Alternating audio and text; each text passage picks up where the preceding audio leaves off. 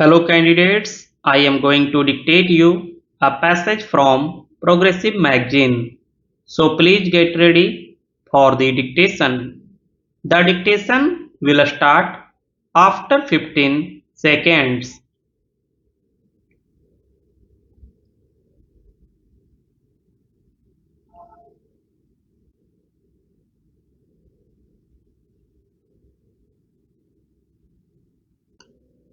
Sir, Article 14 of the Constitution guarantees you equality of the opportunity. It disallows any kind of discrimination on the basis of place of birth, sex, religion, etc.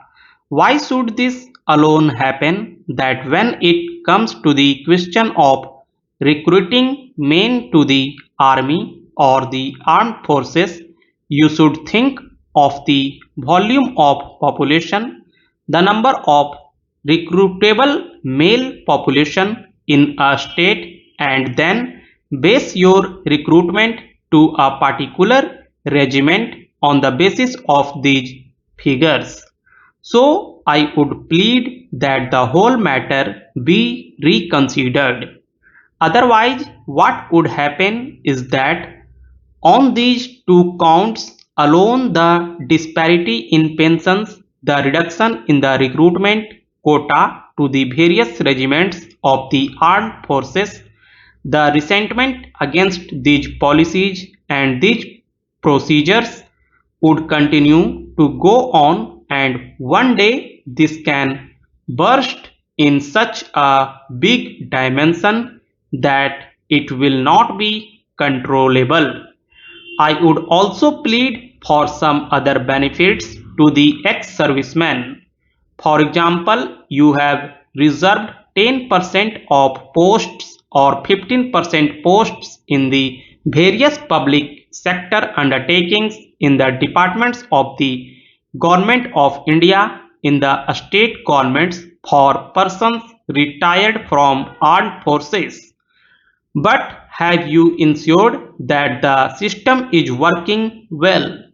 Where is the monitoring system? Is there any monitoring system in this country under the control of the Ministry of Defense, or let us say tagged on to the Directorate of Resettlement and Rehabilitation, which ensures that whatever percentage was fixed for every state, for every department, for every public undertaking has been implemented, and the people who served in the prime of their life in the armed forces of their country, who gave their sweat and toil, sometimes their blood also, are not driven from pillar to post just at the suggestions of a few clerks and petty officials.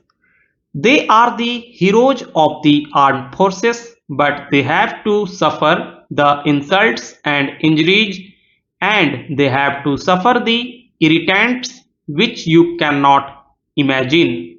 Here, all members of parliament, including the Minister of Defense, will award laurels to the armed forces.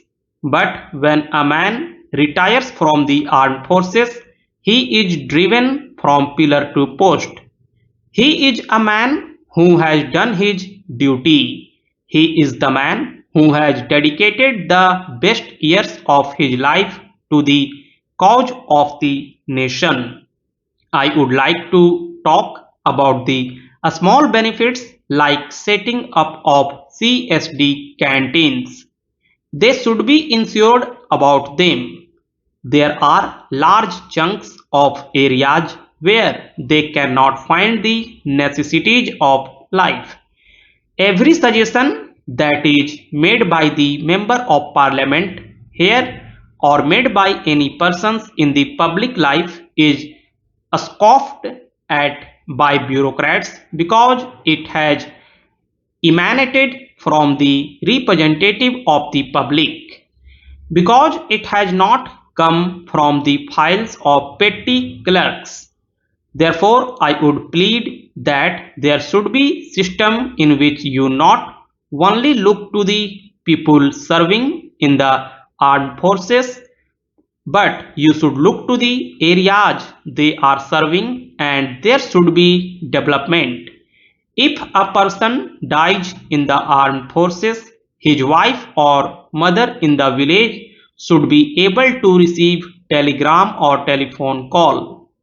Therefore, I plead for the development of the areas from which these large number of servicemen are recruited.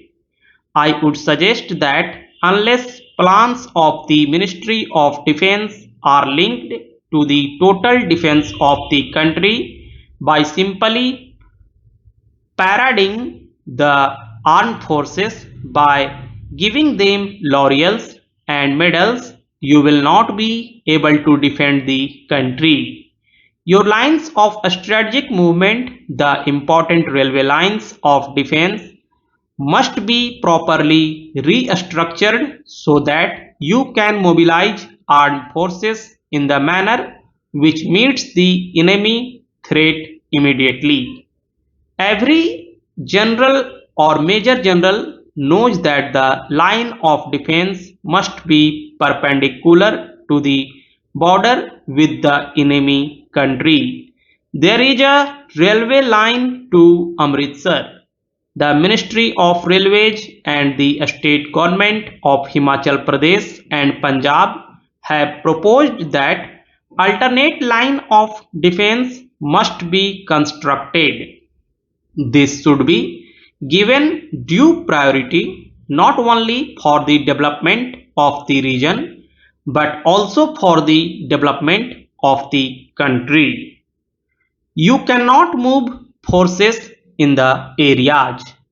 We must also took the navy because it is often a neglected wing of the armed forces. We forget this wing. We have a long coastal line. We should see that it is properly guarded. Now that the Indian Ocean is going to become the seat of gunpowder with the US design looming dark in the horizon, we must not risk.